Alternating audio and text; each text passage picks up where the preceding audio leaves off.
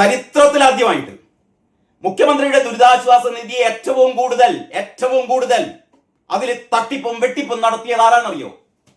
കഴിഞ്ഞ 10 വർഷത്തിനിടയിൽ പിണറായി സർക്കാരിന്റെ കീഴിലാണ്. സംശയം ആർക്കെങ്കിലും?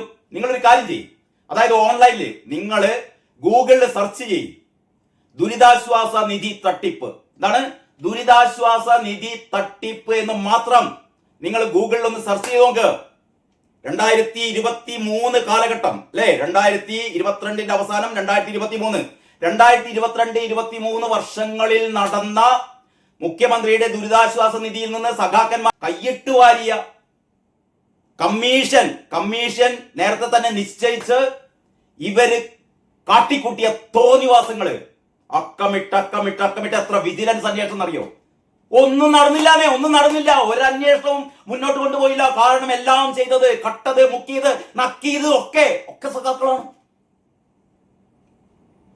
നിങ്ങൾ നോക്കണം. ഞാനിത് വെറുതെ പറയില്ല. അതുകൊണ്ടാണ് ഞാൻ പറഞ്ഞത്, സംശയമുള്ളവർ ഓൺലൈനിൽ സെർച്ച് ചെയ്യ് മുഖ്യമന്ത്രിയുടെ ദുരിതാശ്വാസ തട്ടിപ്പ്. ഉമ്മൻചാണ്ടിയുടെ കാലത്തെ ഒരു കഥയും അതിലില്ല കേട്ടോ.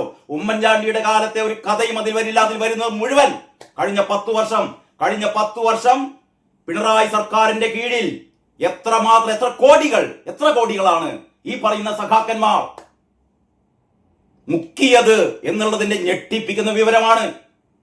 അത് സംബന്ധിച്ച് വിജിലൻസ് അന്വേഷണം തുടങ്ങി. പക്ഷേ ഇവിടെ എത്തി നമുക്ക് ആർക്കും അറിയില്ല കേട്ടോ. നമ്മൾ ആ കാഫിർ സ്ക്രീൻഷോട്ട് പകുതി വഴിക്ക് വെച്ച് നിന്നുപോയല്ലോ അല്ലെ. കാഫിർ സ്ക്രീൻഷോട്ട് അന്വേഷിച്ച് ചെന്നപ്പം കാഫിർ സ്ക്രീൻഷോട്ട് ആദ്യമായി അപ്ലോഡ് ചെയ്തത് ഒരു ഡിവൈഎഫ്ഐ കാരനാണെന്ന് മനസ്സിലാക്കിയപ്പം അന്വേഷണം നിർത്തി. നീ വേണ്ട, അന്വേഷണം നീ തുടരണ്ട എന്ന് തീരുമാനിച്ച പോലെ മുഖ്യമന്ത്രിയുടെ ദുരിതാശ്വാസ നിധിയിൽ നിന്ന് ഇത്ര വലിയ തട്ടിപ്പ് നടത്തിയത് വിജിലൻസ് അന്വേഷിച്ചു തുടങ്ങിയപ്പം തട്ടിപ്പ് നടത്തിയത് മുഴുവൻ സഖാക്കളാണ് എന്ന് മനസ്സിലാക്കിയാൽ പറഞ്ഞു മതി നീ നിർത്തിക്കാളി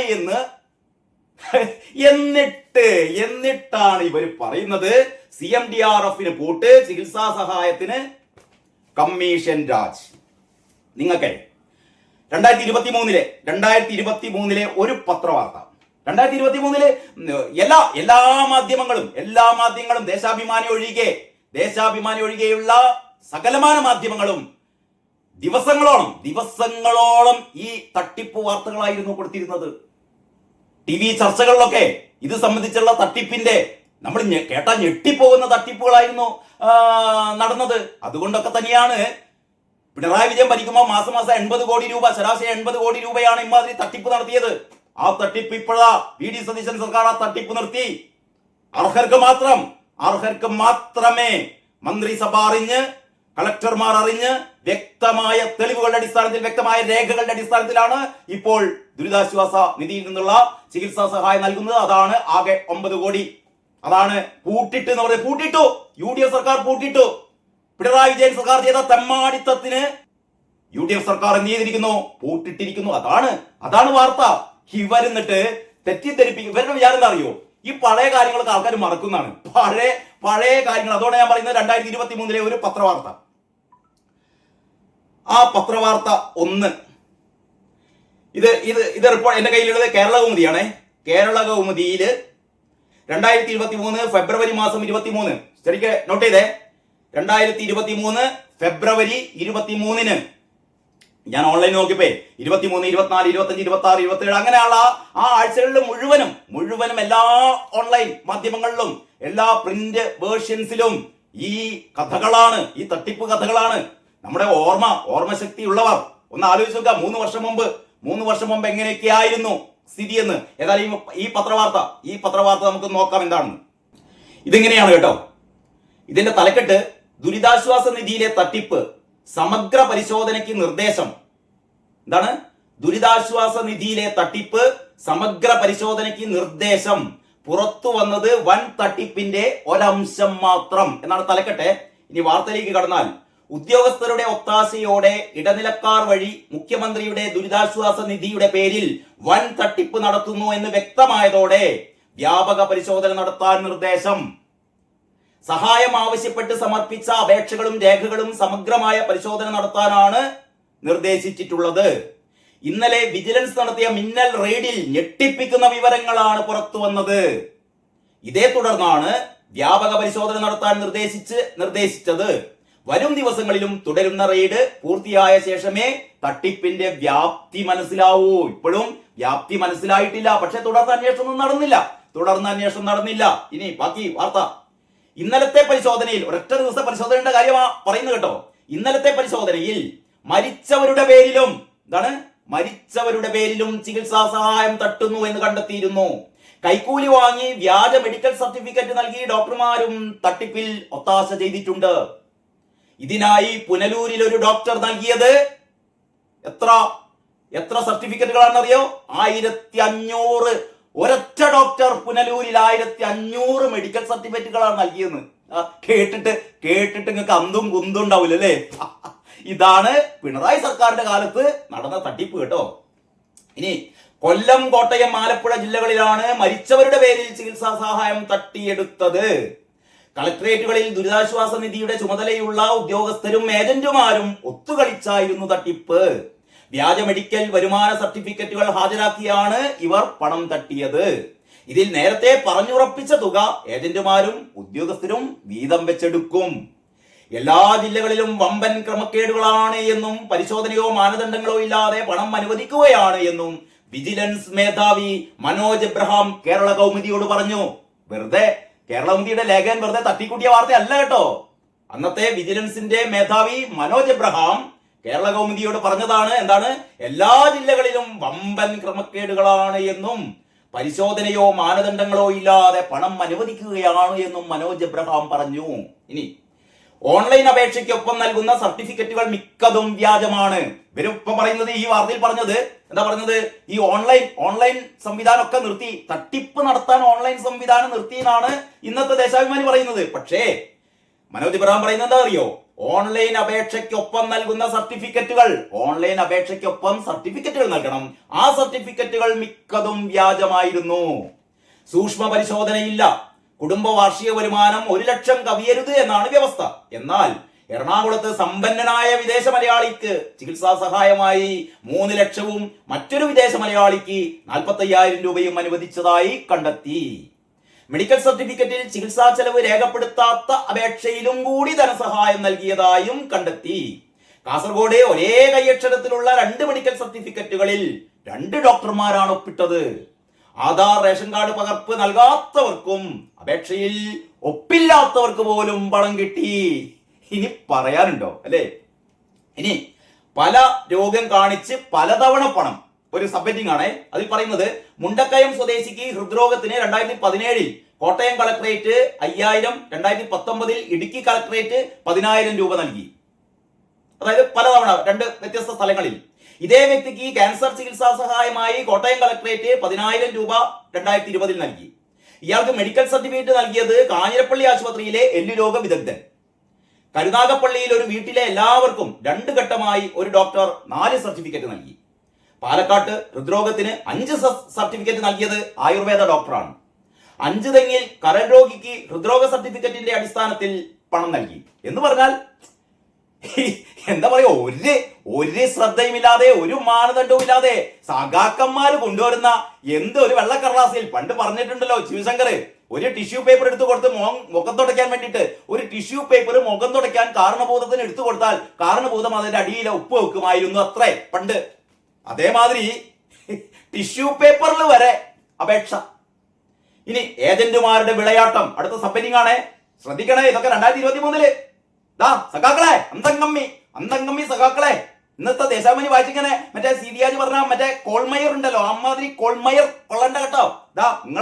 നിങ്ങളെ കാലത്തെ രോമാഞ്ച പറയുന്നത്. അപേക്ഷയിലെ ഫോൺ നമ്പർ പലയിടത്തും ഏജന്റിന്റേത്. അപേക്ഷയിലെ ഫോൺ നമ്പർ പലയിടത്തും ഏജന്റിന്റേത്. തിരുവനന്തപുരത്ത് 16 അപേക്ഷകളിൽ ഒരു ഏജന്റിന്റെ ഫോൺ നമ്പർ. ഇടുക്കിയിൽ മെഡിക്കൽ സർട്ടിഫിക്കറ്റിൽ പേരും രോഗവും പലവട്ടം തിരുത്തി.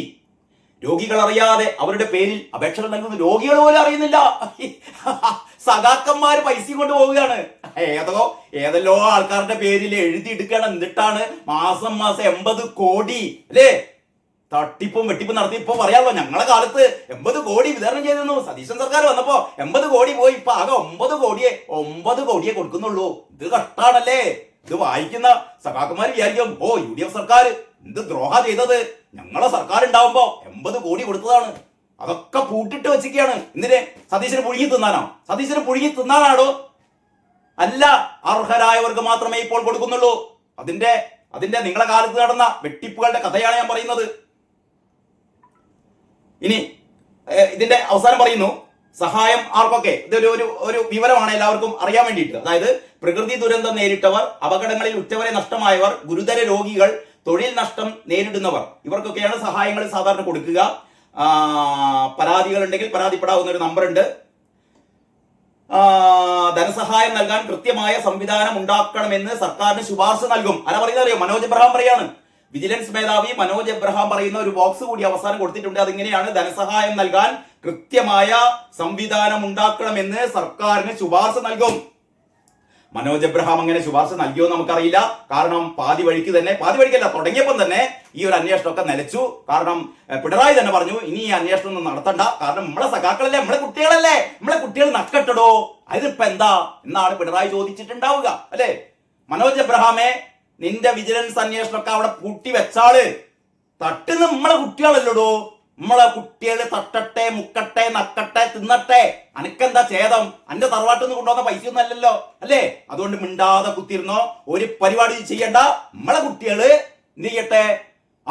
ഒരു പൈസ എടുക്കട്ടോ, CMDRF അല്ലേ എന്ന് പിണറായി പറഞ്ഞിട്ടുണ്ടാകാം, അപ്പം ഗോവിന്ദനും പറഞ്ഞിട്ടുണ്ടാകാം. ഒരുപക്ഷെ അതിന് നേരത്തെ മറ്റൊരു പാർട്ടി സെക്രട്ടറി ആണെങ്കിൽ ആ പാർട്ടി സെക്രട്ടറിയും പറഞ്ഞിട്ടുണ്ടാവാം, എനിക്കറിയില്ല. ഏതായാലും പാർട്ടി സെക്രട്ടറിമാരൊന്നും ഒരു പ്രസക്തരല്ലായിരുന്നല്ലോ ആ കാലത്ത് അല്ലേ? പിണറായി 10 വർഷം ഭരിച്ച കാലത്ത് അപ്പം ഗോവിന്ദനാണെങ്കിലും അതിന് മുമ്പേയുള്ള കോടിയേരി ആണെങ്കിലും എല്ലാവർക്കും മുകളിലായിരുന്നു അല്ലേ? അതുക്കും മേലെയായിരുന്നു കാരണഭൂതം. ഇനിയാണ് ഇതിന്റെ അങ്ങേപ്പുറത്തൊരു സംഭവം വരാനിരിക്കുന്നത് കേട്ടോ. ഇത് രണ്ടാം പിണറായി സർക്കാരിന്റെ കാലത്താണ് ഇമാതിരി തോന്നിയാസങ്ങൾ നടത്തിയത്. ഇനി ഒന്നാം പിണറായി സർക്കാരിന്റെ കാലത്ത് മുഖ്യമന്ത്രിയുടെ ദുരിതാശ്വാസ നിധിയിൽ നിന്ന് ഒരിക്കലും കൊടുക്കാൻ പറ്റാത്ത അത്രയും തുക വേണ്ടപ്പെട്ടവർക്ക് മന്ത്രിസഭാ യോഗം കൂടി അനുവദിച്ച കഥ നിങ്ങളിൽ പലരും ഓർക്കുന്നുണ്ടാവും. എങ്കിലും ഓർക്കാത്തവർക്ക് വേണ്ടി ഞാൻ ഒരിക്കൽ കൂടി ഓർമ്മിപ്പിക്കാം. പിണറായിയുടെ ഒന്നാം ഭരണകാലം ആദ്യം ആരാണെന്നറിയോ? Chengannur M L A Ramachandran Nair. അന്തംഗമ്മികൾക്ക് ഓർമ്മശക്തി കുറവാണ്, നോട്ട് ചെയ്യ്. ചെങ്ങന്നൂർ എം എൽ എ ആയിരുന്ന രാമചന്ദ്രൻ നായർ മരിക്കുന്നു. സഖാവായിരുന്നു. അദ്ദേഹത്തിന് 8.6 ലക്ഷം രൂപ, എന്താണ് 8.6 ലക്ഷം രൂപ എവിടുന്ന് അടുത്ത് കൊടുത്തത് അറിയോ? മുഖ്യമന്ത്രിയുടെ ദുരിതാശ്വാസ നിധിയിൽ നിന്ന് ചെങ്ങന്നൂർ MLA രാമചന്ദ്രൻ നായരുടെ കുടുംബത്തിന് 8.6 ലക്ഷം രൂപ കൊടുത്തു. രാമചന്ദ്രൻ നായരുടെ മകന് അസിസ്റ്റന്റ് എഞ്ചിനീയർ ആയിട്ട് ജോലിയൊക്കെ കൊടുത്തിട്ടുണ്ട് കേട്ടോ. അത് പിന്നെ നടക്കട്ടെ. രാമചന്ദ്രൻ നായരുടെ മകന് ജോലി അസിസ്റ്റന്റ് എഞ്ചിനീയർ ആയിട്ട് ഭീകര ശമ്പളത്തിൽ ജോലി കൊടുത്തു. പക്ഷെ അതിന്റെ കൂടെ മുഖ്യമന്ത്രിയുടെ നിധിയിൽ ഇങ്ങനെ ജനങ്ങൾ കൊടുത്ത പൈസ ഇങ്ങനെ കിടക്കട്ടെ. ഒരു 8.6 ലക്ഷം അത്രയല്ലേ കൊടുത്തോളൂ, നമുക്ക് സമാധാനിക്കാം. 50 ലക്ഷം കൊടുത്തില്ലല്ലോ, ഇത്രയാണ് 8.6 ലക്ഷം. കഴിഞ്ഞില്ല കൂട്ടരെ. ഉഴവൂർ വിജയൻ NCPയുടെ നേതാവായിരുന്നു. ഉഴവൂർ വിജയനൊന്നും കേരളം ഒരു കാലത്ത് മറക്കില്ല കേട്ടോ. എനിക്കൊക്കെ വളരെ ഇഷ്ടപ്പെട്ട ഒരു നേതാവായിരുന്നു ഉഴവൂർ വിജയന്റെ തമാശകൾ അല്ലേ? ഉഴവൂർ വിജയന്റെ പ്രസംഗമൊക്കെ കേട്ടാലുണ്ടല്ലോ നമ്മളിങ്ങനെ പൊട്ടിച്ചിരിച്ച്, കാരണം ആ രീതിയിലുള്ള ഒരു വളരെ സഹൃദയനായ ഒരു നേതാവായിരുന്നു കേട്ടോ ഉഴവൂർ വിജയൻ. പക്ഷെ അത് വേറൊരു കാര്യം. പക്ഷെ ഉഴവൂർ വിജയൻ മരിച്ചു കഴിഞ്ഞപ്പോൾ ഉഴവൂർ വിജയന്റെ കുടുംബത്തിന് എത്ര കൊടുത്തതെന്ന് അറിയോ? 25 ലക്ഷം. യെസ്, 25 ലക്ഷം രൂപ. 25 ലക്ഷം രൂപയാണ് ഉഴവൂർ വിജയന്റെ കുടുംബത്തിന്. NCPയുടെ നേതാവാണ്. ഇവരുടെ എന്താ പറയാ ഗ്രൂപ്പിൽപ്പെട്ടതാണല്ലോ ഈ NCP നേതാവായ ഉഴവൂർ വിജയന്റെ കുടുംബത്തിന് 25 ലക്ഷം രൂപ. ഇതാ ഈ ദുരിതാശ്വാസ നിധിയിൽ നിന്ന് എടുത്തു കൊടുത്തതാണ്. ഇതും കഴിഞ്ഞിട്ട് നമ്മുടെ കോടിയേരി സംസ്ഥാന സെക്രട്ടറി ആയിരിക്കുന്ന കാലത്ത്, കോടിയേരി ബാലകൃഷ്ണൻ CPMന്റെ സംസ്ഥാന സെക്രട്ടറി ആയിരുന്ന കാലത്ത് അദ്ദേഹത്തിന്റെ ഈ അദ്ദേഹത്തിന്റെ പൈലറ്റ് വാഹനം അപകടത്തിൽപ്പെടുകയും ഒരു CPO മരിക്കുകയും ചെയ്തു. ആ CPOവിന്റെ കുടുംബത്തിന് സ്വാഭാവികമായും കിട്ടേണ്ട ആനുകൂല്യങ്ങളൊക്കെ കൊടുത്തു. പ്ലസ് ഒരു 20 ലക്ഷം രൂപ കൂടി. എത്രയാണ്? 20 ലക്ഷം രൂപ കൂടി ഈ CMDRFിൽ നിന്ന് എടുത്തു കൊടുത്തു. പോരെ? അപ്പൊ ആർക്കൊക്കെ ഒന്നുകൂടി ഞാൻ പറഞ്ഞ കണക്ക്, രാമചന്ദ്രൻ നായരുടെ കുടുംബത്തിന് 8.6 ലക്ഷം. ഉഴവൂർ വിജയന്റെ കുടുംബത്തിന് 25 ലക്ഷം. ഈ പാർട്ടി ഒരു മന്ത്രിമാർ പാർട്ടി സെക്രട്ടറിയാണ്. പാർട്ടി AKG സെന്റർ എന്നാണ് പൈസ കൊടുക്കേണ്ടത്. അതിന് പകരം പാർട്ടി സെക്രട്ടറിയുടെ പൈലറ്റ് വണ്ടിയിലെ CPO എന്തോ ഒരു അപകടത്തിൽ മരിച്ചപ്പോൾ അദ്ദേഹത്തിന്റെ കുടുംബത്തിന് 20 ലക്ഷം രൂപ. ഇതൊക്കെ ചെയ്തത് ഔദ്യോഗികമായി അല്ലെങ്കിൽ നിയമപരമായി ഇവർക്ക് കിട്ടേണ്ട എല്ലാ ആനുകൂല്യങ്ങളും കൊടുത്തു കഴിഞ്ഞിട്ടാണ് ഒരു അഡീഷണൽ ആയിട്ട് മുഖ്യമന്ത്രിയുടെ ദുരിതാശ്വാസ നിധിയിൽ നിന്ന് ഈ പൈസയൊക്കെ കൊടുക്കുന്നത്. ഇതൊക്കെ കഴിയുമ്പോഴാണ് കേസ് വന്നു. ലോകായുക്തയിൽ കേസ് വന്നു. വിധി വരുന്നതിന് മുമ്പ് വിധി വന്നു കഴിഞ്ഞാൽ ഈ പണം എന്താ പറയാ ന്യായമല്ലാത്ത ആവശ്യങ്ങൾക്ക് വേണ്ടി വിനിയോഗിച്ചു എന്നുള്ളത് ഭരണപരമായ അഴിമതിയാണ്.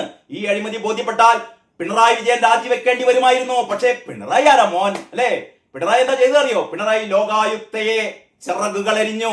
ഈ വാർത്തയ്ക്ക് പണ്ട് നമ്മുടെ മുന്നിലൂടെ കടന്നുപോയതാണല്ലേ. ലോകായുക്തയുടെ ചിറകുകൾ അരിഞ്ഞു, കയ്യും കാലും വെട്ടിമാറ്റി. ലോകായുക്തയിലെ 14-ാം വകുപ്പ് മൂപ്പരാണ്ട് മാറ്റി.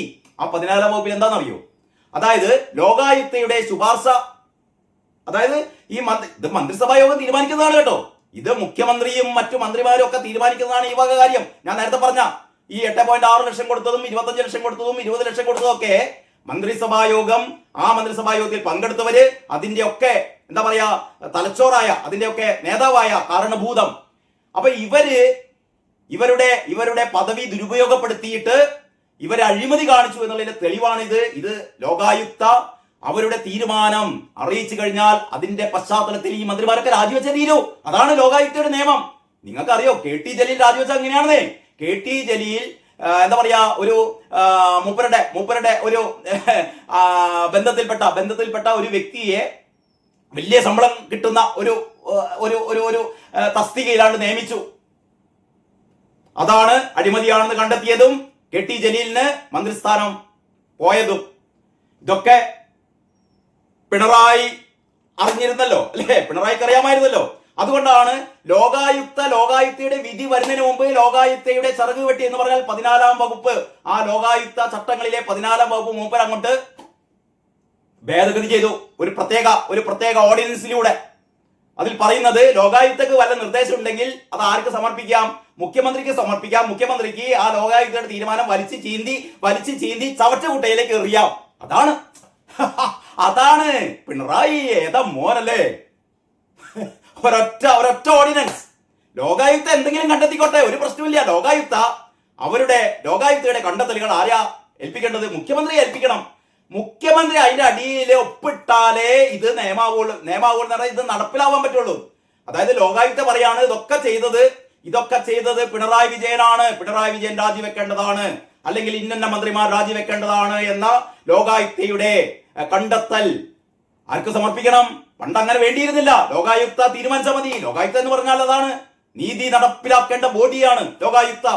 ആ ലോകായുക്തയുടെ തീരുമാനം ആർക്ക് സമർപ്പിക്കണം? മുഖ്യമന്ത്രിക്ക് സമർപ്പിക്കണം. എന്നിട്ട് മുഖ്യമന്ത്രി അത് വായിച്ചു നോക്കിയിട്ട് മുഖ്യമന്ത്രിക്ക് തീരുമാനിക്കാം.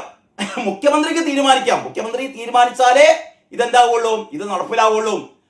മുഖ്യമന്ത്രിക്ക് തീരുമാനിക്കേണ്ടെങ്കിൽ വളരെ സിമ്പിൾ ആണ്. മുഖ്യമന്ത്രിക്ക് അത് 4 ചുരുട്ടിക്കൂട്ടി സ്വന്തം പോക്കറ്റിൽ വെക്കാം. അല്ലെങ്കിൽ പോക്കറ്റ് ഇല്ലെങ്കിൽ അത് വലിച്ചു കീറിയിട്ട് എന്ത് ചെയ്യാം? അത് ചവറ്റുകൊട്ടയിൽ ഇടാം. അങ്ങനെ ഒരു നിയമം പാസാക്കി. അങ്ങനെയാണ് കൂട്ടരെ. അല്ലെങ്കിൽ KT ജലീലിന്റെ പിന്നാലെ പോകേണ്ടതായിരുന്നു ഈ കുരിപ്പ്. പോയില്ല. കാരണം ഇതാണ് കളി അല്ലേ? അപ്പൊ ഏതായാലും ഞാനൊരു പഴയകാല ചരിത്രം പറഞ്ഞതാണ് കേട്ടോ. നമ്മൾ സാധാരണ പറയാറുണ്ടല്ലോ, നിങ്ങൾ ആരുടെയെങ്കിലും നേരെ കൈവിരൽ ചൂണ്ടുമ്പോൾ 3 വിരലുകൾ നിങ്ങളുടെ നേർക്ക് ചൂണ്ടപ്പെടും കേട്ടോ. അതാണ് ഒരു ലോക തത്വമാണത്. അതേപോലെ ദേശാഭിമാനി ഇന്ന് വലിയ കാര്യത്തില് കെട്ടിപ്പൊക്കി കൊണ്ടുവന്നതാണ് ഈ ഒരു മെയിൻ സ്റ്റോറി. പൊളിഞ്ഞു പോയില്ലേ മക്കളെ? ഈ ദേശാഭിമാനി വാർത്ത തയ്യാറാക്കുന്നത് എന്റെ പേരെന്താണ്? CK ദിനേശ് ആരെങ്കിലും ആവട്ടെ. ഒരുപക്ഷെ പാവം വയറ്റപ്പിഴപ്പിന് വേണ്ടി ചെയ്യുന്നതായിരിക്കും. ഇവനൊക്കെ ചെയ്യുന്നെന്താണെന്നറിയോ? ഇതിപ്പോ പഴയ കാര്യങ്ങൾ. ഞാനിപ്പോ അതൊക്കെ നിങ്ങളോട് പറയേണ്ടി വന്നു എന്തുകൊണ്ടാ? ഈ ഒരു കാര്യം വന്നപ്പോഴാണ് നമ്മളിങ്ങനെ മറവിയിലേക്ക് പോയിക്കൊണ്ടിരുന്ന പഴയകാല സംഭവങ്ങളൊക്കെ വീണ്ടും നമ്മൾ ഓർത്തെടുത്തത്. അതല്ലേ 2023 കേരളകൗമുദി എഴുതിയ, അല്ലെങ്കിൽ കേരളകൗമുദിയിൽ വന്ന ആ വാർത്ത. മനോജ് എബ്രഹാം പറഞ്ഞ ആ വാർത്ത, ഇതൊക്കെ നിങ്ങളെ ഞാൻ കേൾപ്പിച്ചത്, നിങ്ങളെ കാണിച്ചത് ഈ ഒരു വാർത്തയുടെ അടിസ്ഥാനത്തിലാണ്. അപ്പൊ യഥാർത്ഥത്തിൽ CPM-കാർ തന്നെയാണ് CPM-ന് എന്ത് ചെയ്യുന്നത്? കുഴി വെട്ടുന്നത്. ദേശാഭിമാനി ലേഖകന്മാരും ചെയ്തുകൊണ്ടിരിക്കുന്നതാണ്, കുഴി വെട്ടുകയാണ്. വെട്ടി ഏതാണ്ട് അടക്കം ചെയ്യാവുന്ന ഒരു പരുവത്തിലേക്ക് കുഴി ആയി കഴിഞ്ഞു. ഇനി അങ്ങോട്ട് എടുത്തു വെച്ചാൽ മതി. എടുത്തു വെച്ചിട്ട് മണ്ണിട്ട് മൂടിയാൽ ക്ലീനായി പോരെ. ഇന്നത്തേക്ക് എല്ലാ അന്തംഗമ്മികളുടെയും വയറും നിറച്ചും കിട്ടിയില്ലേ? പോരാ ഇനിയുണ്ട്. അടുത്ത വീഡിയോയിൽ അത് പറയാട്ടോ. ഇതിനേക്കാളും വലുത് വരാണ്ട് മക്കളെ, ഇതിനേക്കാളും വലുത് വരാനുണ്ട് കേട്ടോ. ഇതൊന്നും വഴിയിൽ തങ്ങില്ല. ഞാനല്ലെങ്കിൽ വേറൊരാൾ ഇത് പറയും, ഞാനല്ലെങ്കിൽ വേറൊരാൾ ഇത് പറയും. പറഞ്ഞേ തീരൂ. കാരണം ഒരു കണക്കും ബാക്കി വെക്കാതെ, ഒരു കണക്കും കാലം ബാക്കി വെക്കില്ല കേട്ടോ. ഒരു കണക്കും കാലം ബാക്കി വെക്കില്ല. ഓർത്തോ, പിണറായി വിജയനും ഓർത്തോ, വീണ വിജയനും ഓർത്തോ, മരുമോനും ഓർത്തോ കേട്ടോ. പിന്നെ എല്ലാ അന്തംഗമികളും ഓർത്തോ. എല്ലാവർക്കും നമസ്കാരം. വാർത്താവിശേഷങ്ങളുടെ പുതിയൊരു എപ്പിസോഡിലേക്ക് സ്വാഗതം. ഇന്നത്തെ ദേശാഭിമാനിയുടെ പ്രധാന തലക്കെട്ട്, മെയിൻ സ്റ്റോറി എന്ന് പറയുന്നത് ചികിത്സാ സഹായത്തിന് കമ്മീഷൻ രാജ്. അതായത് CMDRF-ന് പൂട്ട്. CMDRF എന്ന് പറഞ്ഞാൽ മുഖ്യമന്ത്രിയുടെ ദുരിതാശ്വാസ നിധി. അപ്പൊ മുഖ്യമന്ത്രിയുടെ ദുരിതാശ്വാസ നിധിക്ക് പൂട്ടിട്ടിരിക്കുകയാണ്. അതിൽ നിന്ന് അർഹരായവർക്ക് സഹായങ്ങൾ കിട്ടുന്നില്ല. ചികിത്സാ സഹായത്തിന് കമ്മീഷൻ രാജ് എന്ന് പറയുന്നത്, കമ്മീഷൻ വാങ്ങിയിട്ട് മാത്രമേ UDF സർക്കാർ എന്ത് ചെയ്യുന്നുള്ളൂ? ഈ അർഹതപ്പെട്ട ആൾക്കാർക്ക് ചികിത്സാ സഹായമൊക്കെ നിഷേധിച്ചിട്ട് അർഹതയില്ലാത്ത ആൾക്കാർക്ക് കമ്മീഷൻ വാങ്ങിയിട്ട് കൊടുക്കുന്നു എന്നാണ് ദേശാഭിമാനി മെയിൻ സ്റ്റോറിയിൽ പറയുന്നത് കേട്ടോ. ഇതിന്റെ ഹൈലൈറ്റ്സ്, 1.5 മാസം വിതരണം ചെയ്തത് 9.62 കോടി മാത്രം. സഹായം വാഗ്ദാനം ചെയ്ത് പോസ്റ്ററും നോട്ടീസും ഇറക്കി കോൺഗ്രസ് പ്രവർത്തകർ. എന്താണ് ഈ UDF-കാർ എന്ത് പണിയാ ചെയ്യുന്നത് അല്ലേ? സാധാരണ രീതിയിൽ ഈ മുഖ്യമന്ത്രിയുടെ ദുരിതാശ്വാസ നിധി എന്ന് പറഞ്ഞാൽ അതിലേക്ക് നമ്മൾ സംഭാവന കൊടുക്കുന്നതാണ്. ഇവിടുത്തെ സാധാരണക്കാര് സംഭാവന കൊടുക്കുന്നതാണ് മുഖ്യമന്ത്രിയുടെ ദുരിതാശ്വാസ നിധിയിലേക്ക്. ആ ദുരിതാശ്വാസ നിധിയിലുള്ള തുക അർഹരായവരുടെ കൈകളിലേക്ക് പോകേണ്ടതാണ്. അതിന് ഒരുപാട് നടപടിക്രമങ്ങളുണ്ട്. ഈ നടപടിക്രമങ്ങളൊക്കെ പാലിച്ചിട്ടാണ് ഈ അർഹമായ ചികിത്സാ സഹായങ്ങൾ കിട്ടുന്നത്. അതിന് പകരം ഇപ്പൊ UDF സർക്കാർ ചെയ്യുന്നത് എന്താന്ന് വെച്ചാൽ കമ്മീഷൻ വാങ്ങിയിട്ട്, അതാ പറയുന്നത്, കമ്മീഷൻ വാങ്ങിയിട്ട് ആവശ്യമില്ലാത്ത എന്ന് പറഞ്ഞാൽ ചികിത്സാ സഹായം ആവശ്യമില്ലാത്ത ആൾക്കാർക്കൊക്കെ ചികിത്സാ സഹായം കൊടുക്കുന്നു എന്നുള്ളതാണ് ഈ വാർത്തയിൽ പറയുന്നത്. ഈ വാർത്തയിലെ പ്രസക്തമായ 1-2 കാര്യങ്ങൾ കൂടി നമ്മൾ ആദ്യം ഒന്ന് മനസ്സിലാക്കണേ. അതിങ്ങനെയാണ്. ഇത് CK ദിനേശ് എന്ന് പറയുന്ന റിപ്പോർട്ടർ പേര് വെച്ചെഴുതിയ സ്റ്റോറിയാണ്. അതിൽ പറയുന്നു, മുഖ്യമന്ത്രിയുടെ ദുരിതാശ്വാസ നിധിയിൽ നിന്നുള്ള ചികിത്സാ സഹായ വിതരണത്തിൽ കമ്മീഷൻ രാജ് നടപ്പാക്കുന്നു. നല്ല പ്രയോഗമാണ്, കമ്മീഷൻ രാജ്. ഓൺലൈൻ സംവിധാനം അവസാനിപ്പിച്ച് വെള്ളക്കടലാസിൽ അപേക്ഷ സ്വീകരിച്ച് പണം നൽകുന്ന രീതിക്ക് UDF സർക്കാർ തുടക്കമിട്ടു. അപ്പം ഓൺലൈനിൽ അപേക്ഷിക്കുന്നതിന് പകരം വെള്ളക്കടലാസിൽ അപേക്ഷ എഴുതി കൊടുത്താൽ മതി എന്ന ഒരു രീതിക്ക് UDF-കാർ തുടക്കമിട്ടു എന്നാണ് പറയുന്നത്. രാഷ്ട്രീയ പക്ഷപാതം കാണിച്ചും കമ്മീഷൻ വാങ്ങിയും ചികിത്സാ സഹായം നൽകുന്ന ഉമ്മൻചാണ്ടി സർക്കാരിന്റെ കാലത്തെ സമ്പ്രദായം പുനഃസ്ഥാപിച്ചതിന്റെ രേഖകൾ പുറത്തു വന്നു. രേഖകൾ പക്ഷത്തിൽ കൊടുത്തിട്ടൊന്നും കേട്ടോ. അതായത് ഞാൻ ഒന്നുകൂടി വായിക്കാം. രാഷ്ട്രീയ പക്ഷപാതം കാണിച്ചും കമ്മീഷൻ വാങ്ങിയും ചികിത്സാ സഹായം നൽകുന്ന ഉമ്മൻചാണ്ടി സർക്കാരിന്റെ കാലത്തെ സമ്പ്രദായം പുനഃസ്ഥാപിച്ചതിന്റെ രേഖകൾ പുറത്തു വന്നു. ഉമ്മൻചാണ്ടിയുടെ കാലത്ത് ഈ അനർഹർക്കൊക്കെ ആയിരുന്നു സഹായം കിട്ടിയത്. ആ രീതി വന്നു എന്നാണ് പറയുന്നത്. കഴിഞ്ഞില്ല. സുതാര്യമായ CMDRF ഫണ്ട് വിതരണം അട്ടിമറിക്കപ്പെടുന്നതോടെ വൻ അഴിമതിക്കാണ് കളമൊരുങ്ങുന്നത് അല്ലേ? UDF സർക്കാർ ഇതുവരെ, നിങ്ങൾ ആലോചിക്കണം, കഴിഞ്ഞ 10 വർഷം മുഖ്യമന്ത്രിയുടെ ദുരിതാശ്വാസ നിധിയിൽ നിന്ന് ഒരു ചില്ലി കാശ് പോലും അനർഹരുടെ കൈകളിലേക്ക് എത്തിയിട്ടില്ല. എന്താണ്? കഴിഞ്ഞ 10 വർഷം മുഖ്യമന്ത്രിയുടെ ദുരിതാശ്വാസ നിധിയിൽ നിന്ന് ഇങ്ങനെ കമ്മീഷൻ വാങ്ങിയിട്ടോ അല്ലെങ്കിൽ ഏതെങ്കിലും തരത്തിൽ അതിന്റെ അകത്ത് കുത്തിത്തിരിപ്പുണ്ടാക്കിയിട്ട് അനർഹരായ ഒരാളുടെ കയ്യിലേക്കും CMDRF-ൽ നിന്ന് പൈസ വന്നിട്ടില്ല. വളരെ വളരെ കുറ്റമറ്റ രീതിയിൽ ആയിരുന്നു കഴിഞ്ഞ 10 വർഷം അല്ലേ? ഇത് കേട്ടിട്ട് നിങ്ങൾക്ക് ആർക്കെങ്കിലും ചിരി വരുന്നുണ്ടോ? ആർക്കെങ്കിലും ചിരി വരുന്നുണ്ടോ? ചിരിക്കരുത്, സത്യ പറയുന്നേ. കഴിഞ്ഞ 10 വർഷം എന്തൊരു നല്ല രീതിയിൽ നടന്നതാണ് ഈ ഈ ഈ പറയുന്ന CMDRF എന്ന് പറയുന്നത്, മുഖ്യമന്ത്രിയുടെ ദുരിതാശ്വാസ നിധി എന്ന് പറയുന്നത്. ഇവര് വന്നിട്ട് ആകെ 2 മാസമായിട്ടില്ലാന്ന്. ഇന്നിപ്പോ 15-ാം തീയതി അല്ലേ? ഈ 18 ആയാലേ 2 മാസം ആകുള്ളൂ. 2 മാസം ആകുമ്പോഴത്തേക്ക് ഇവർ കംപ്ലീറ്റ് ആയിട്ട് അട്ടിമറിച്ചു. ഓൺലൈൻ സംവിധാനം മാറ്റി വെള്ളക്കടലാസിൽ എഴുതി കൊടുത്താൽ മതി. ഇനിയുണ്ട് ഇതോ ആഴ്ച കഴിഞ്ഞ് നമ്മൾ കണ്ണ് തള്ളിപ്പോവും. മെയ് 18 മുതൽ ജൂൺ 30 വരെ കലക്ടർമാർ വഴിയുള്ള അപേക്ഷകൾ പ്രകാരം നൽകിയത് 2 കോടിയും അപേക്ഷകരുടെ അക്കൗണ്ടിലേക്ക് നേരിട്ട് നൽകിയത് 7.5 കോടിയും മാത്രമാണ്. അപ്പൊ വലിയ തട്ടിപ്പൊന്നുള്ളതായിട്ട് ഇവർ പറയുന്നില്ല കേട്ടോ. ആകെ എത്രയാണോ 9 കോടിയിട്ടേ കൈമാറിയിട്ടുള്ളൂ. അത് തന്നെ രാഷ്ട്രീയ താല്പര്യം പരിഗണിച്ചും മന്ത്രിസഭാ തീരുമാനം അനുസരിച്ചും, രാഷ്ട്രീയ തീരുമാനവും മന്ത്രിസഭ തീരുമാനിക്കണം ചില ഇത്തരത്തിൽപ്പെട്ട വലിയ സഹായങ്ങൾക്കൊക്കെ. കഴിഞ്ഞ 10 വർഷം പ്രതിമാസം ശരാശരി 80 കോടി രൂപയുടെ ചികിത്സാ സഹായം വിതരണം ചെയ്ത സ്ഥാനത്താണിത്. കഴിഞ്ഞ പിണറായി സർക്കാരിന്റെ ഭരണകാലത്ത് പ്രതിമാസം എത്രയാണ്? 80 കോടി. അതാണ് ഇപ്പൊ ആകെ 9 കോടിയെ വിതരണം നടത്തിയിട്ടുള്ളൂ. അപ്പൊ പിന്നെ ഈ തട്ടിപ്പ് വെട്ടിപ്പ് എനിക്ക് മനസ്സിലായില്ല കേട്ടോ. അതായത് പിണറായിന്റെ കാലത്തേക്കാൾ കൂടുതൽ ഈ CMDRF-ൽ നിന്ന് പൈസ എടുത്തു എന്ന് പറഞ്ഞിട്ടാണെങ്കിൽ അതിന്റെ പിന്നിൽ ഒരുപാട് തട്ടിപ്പ് വെട്ടിപ്പ് എന്നൊക്കെ നമുക്ക് മനസ്സിലാക്കായിരുന്നു. പക്ഷേ പിണറായിയുടെ ഭരണകാലത്ത് ഒരു മാസം ഈ ചികിത്സാ സഹായത്തിന് വിതരണം ചെയ്ത തുകയുടെ 10-ൽ 1 ഭാഗം മാത്രമേ ഇപ്രാവശ്യം എന്ത് ചെയ്തിട്ടുള്ളൂ? വിതരണം നടത്തിയിട്ടുള്ളൂ എന്നാണ് ഇവർ പറയുന്നത്. അപ്പൊ ഇവർ പറയുന്നതിൽ തന്നെ ഒരു വ്യക്തത വരുന്നില്ല കേട്ടോ. പിന്നെ പറയുന്നു, നേതാവിന്റെ ശുപാർശ കത്ത് സഹിതം ഇവ മുഖ്യമന്ത്രിയുടെ ഓഫീസിൽ എത്തിക്കുമെന്നും പണം അക്കൗണ്ടിൽ വരുമ്പോൾ കമ്മീഷൻ നൽകണമെന്നുമാണ് വ്യവസ്ഥ. അങ്ങനെയൊക്കെയാണ്, കമ്മീഷൻ അടിസ്ഥാനത്തിലാണ്.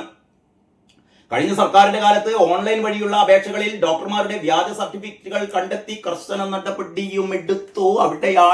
അവിടെയാണ് ഒരു ചെറിയ സത്യം ഈ കള്ളവാർത്തകൾക്കിടയിൽ പോലും ദേശാഭിമാനി പറഞ്ഞുകൊണ്ട് വരുന്നത്. നമ്മൾ സാധാരണ പറയാറുണ്ട് ചുണ്ടങ്ങ കൊടുത്ത് വഴുതിനങ്ങ വാങ്ങുക അല്ലെ? നമ്മുടെ നാട്ടിലൊക്കെ സാധാരണ പറയാറുണ്ട് ചുണ്ടങ്ങ കൊടുത്ത് വഴുതിനങ്ങ വാങ്ങുക. അപ്പൊ ഒരു ചുണ്ടങ്ങ, ഇന്നത്തെ ദേശാഭിമാനി കൊടുത്ത ഒരു ചുണ്ടങ്ങയാണ് ഇത്. ഈ വാർത്ത ദേശാഭിമാനി അല്ലെങ്കിൽ സഖാക്കൾ ഒരു വലിയ വഴുതിനങ്ങ ഞാൻ തരട്ടോ, നിങ്ങളെ ചുണ്ടങ്ങയൊക്കെ വാങ്ങിയിട്ട് നിങ്ങൾക്ക് വഴുതിനങ്ങ തരാ, കൊണ്ടേ കറി വെച്ചിട്ടോ പൊരിച്ചിട്ടോ വറുത്തിട്ടോ ചമ്മന്തി അടിച്ചിട്ടോ എങ്ങനെയെങ്കിലും നിങ്ങൾ ഇന്ന് ഉപയോഗിച്ചോട്ടോ. അതായത് എന്റെ മക്കളെ, ചരിത്രത്തിലാദ്യമായിട്ട് മുഖ്യമന്ത്രിയുടെ ദുരിതാശ്വാസ നിധി ഏറ്റവും കൂടുതൽ അതിൽ തട്ടിപ്പും വെട്ടിപ്പും നടത്തിയത് ആരാണെന്നറിയോ? കഴിഞ്ഞ 10 വർഷത്തിനിടയിൽ പിണറായി സർക്കാരിന്റെ കീഴിലാണ്. സംശയം ആർക്കെങ്കിലും? നിങ്ങളൊരു കാര്യം ചെയ്യും, അതായത് ഓൺലൈനിൽ നിങ്ങൾ ഗൂഗിളിൽ സെർച്ച് ചെയ്യും ദുരിതാശ്വാസ നിധി തട്ടിപ്പ്. എന്താണ് ദുരിതാശ്വാസ നിധി തട്ടിപ്പ് എന്ന് മാത്രം നിങ്ങൾ ഗൂഗിളിൽ ഒന്ന് സെർച്ച് ചെയ്ത് നോക്ക്. 2023 കാലഘട്ടം അല്ലെ, 2022 അവസാനം 2023 വർഷങ്ങളിൽ നടന്ന മുഖ്യമന്ത്രിയുടെ ദുരിതാശ്വാസ നിധിയിൽ നിന്ന് സഖാക്കൻ കയ്യിട്ട് വാരിയ കമ്മീഷൻ നേരത്തെ തന്നെ നിശ്ചയിച്ച് ഇവര് കാട്ടിക്കൂട്ടിയ തോന്നിവാസങ്ങള് അക്കമിട്ട് എത്ര വിജിലൻസ് അന്വേഷണം അറിയോ? ഒന്നും നടന്നില്ല. ഒരന്വേഷണവും മുന്നോട്ട് കൊണ്ടുപോയില്ല. കാരണം എല്ലാം ചെയ്തത്, കട്ടത്, മുക്കിയത്, നക്കിയത് ഒക്കെ സഖാക്കളാണ്.